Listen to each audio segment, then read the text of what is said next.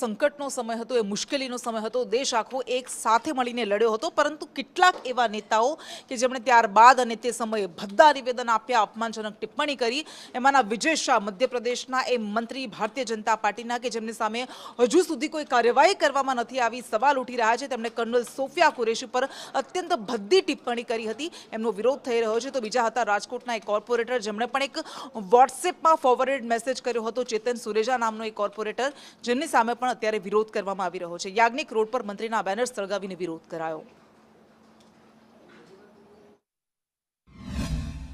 પ્રદેશના મંત્રી બેફામ વાણી વિલાસ દીકરી માટે કરે, હિન્દુસ્તાનની સૈનિક માટે વાત કરે અને એના માટે મૌન થઈ જાય, ત્યારે આ દેશની પરિસ્થિતિ શું?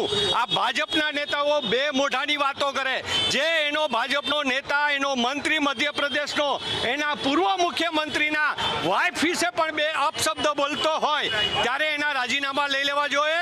એના બદલે આ હિન્દુસ્તાનની અંદર ભાજપ છે એ એના નેતાઓ, એના કાર્યકરો કંઈ પણ વાણી વિલાસ કરે કે કંઈ પણ ખરાબ કરે, હિન્દુસ્તાનના સૈન્ય વિરુદ્ધમાં પણ બોલે, પણ એની સામે કોઈ પગલાં ન લે, ત્યારે અમારી માંગણી છે કે ભાજપ આ મંત્રીઓનું રાજીનામું લે.